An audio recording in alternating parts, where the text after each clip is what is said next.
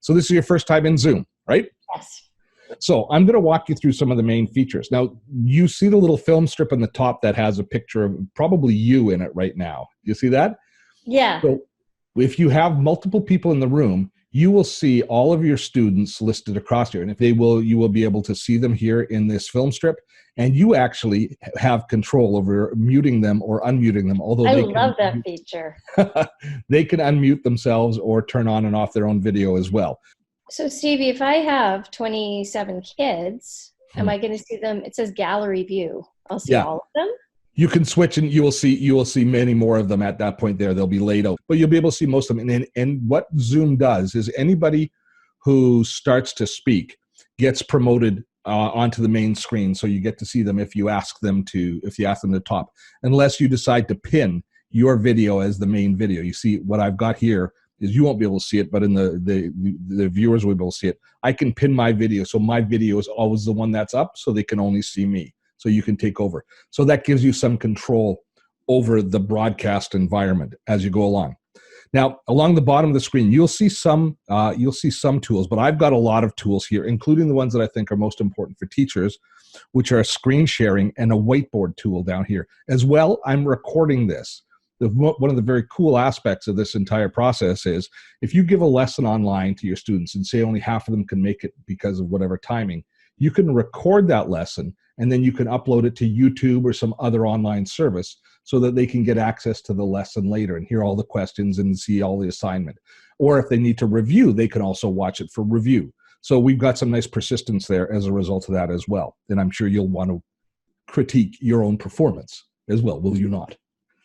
Now, what I'm going to do next is I'm going to show you how screen sharing works. Now, screen sharing is really flexible within Zoom. When I click on screen sharing, it brings up a dialog box that allows me to choose whether I want to share the screens that I'm looking at myself or any of the open screens that are on my screen, or indeed even other assets like a whiteboard, which I'll show you in just a moment.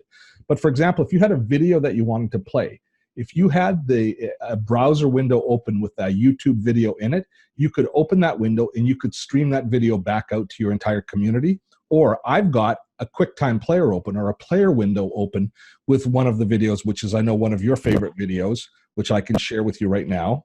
Hi, I'm Steve Dotto, a YouTube creator. Now, I wasn't always a YouTube creator. I used to be the host of a TV show. So there we have, and by clicking down here in the bottom of the screen, I can stop screen sharing, and that brings us back. So that gives you the ability to stream videos through, should you choose. But you could also have a slideshow prepared in Google Slides, which you could have in a browser window, or if you use Keynote or PowerPoint, you could be using those. And so you could be also broadcasting slides to your group as you're delivering your lesson.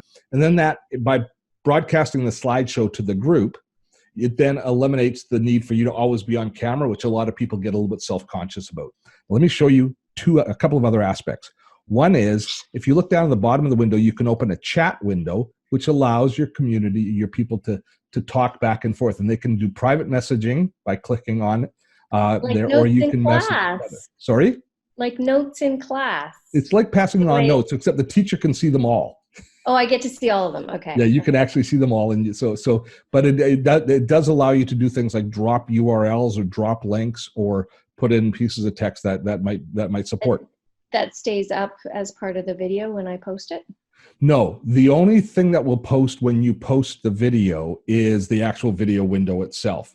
None of the supporting content around is included in the recording that you do in Zoom. So not even if I were to play a PowerPoint or... Yeah, anything that you broadcast into the window would, so your PowerPoint would, but things like questions that go into the text wouldn't. So this is a great way for you to invite your students to say, if anybody's got a question, let me know in the chat, and then you can go in and you can enable their camera so that they can come on. If you indeed even want to bring them into the call, that's going to be an engagement question that different teachers at different age groups are going to deal with. Also, depending on the environment that the child is consuming it in.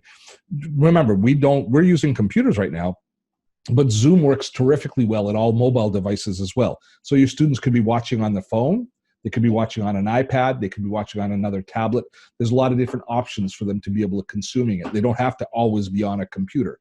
And so that means that they also don't always necessarily have to have access to a microphone and a camera. They can just watch it as a participant watching without even going on, being seen themselves or heard themselves. But you'll still see them reflected in the film strip in the top. Okay. Another thing I wanted to show you is if we go back into screen sharing again, I like this, although I'm terrible at it. You've got the ability to have a whiteboard. And if I share a whiteboard, we've got then a board that you can type into. Okay, you're not going to actually write on it, are you? I am writing on it. Why? You afraid of me writing? Yeah. Okay, I'm going to draw a picture for you. Please don't. There it is. I'm going to draw a self-portrait. A person. Oh, it's a self-portrait. I better give myself a beard then. Yeah, how's that? Beautiful. It's beautiful. Can you do a little shock of hair at the top? Oh, yeah, just there it is. Yes. So that's the basic interaction that you have with your students. You have the ability to have chat. You can share links. They can ask questions. You can bring people into the call or remove them from the call using the film strip. They can come on by audio or video. You have the ability to share anything that you can see on your computer screen. You can share with them. So you can prepare your lessons in advance in Google Slides or any other application. You can broadcast those through, and your audio will be continuing through at the same time. You can record the entire piece, and then you can archive it, you can upload it to YouTube, and you can share it in a variety of ways afterwards. That's really, yeah? I see the advantages for if I was going to teach a lesson. Right now, my big concern is just interacting with my students so that they feel confident and connected to their community. Is this a good platform for that? Sure. We use it every day just for conferencing for our team. I mean, you hear me talking to the team all the time as you go around the house, and we use it just as a meeting platform. So we're not actually delivering instruction or anything like that. It's just where we meet. It's our workspace that we meet in. And then even then, occasionally we want to share stuff back and forth, pictures or images or links. And we're able to do that really easily right from within here. So there are other options beyond Zoom. Zoom is going to facilitate classroom, these classroom type activities. But for just simple conversations, Zoom is, if you are using it already, it's a simple tool.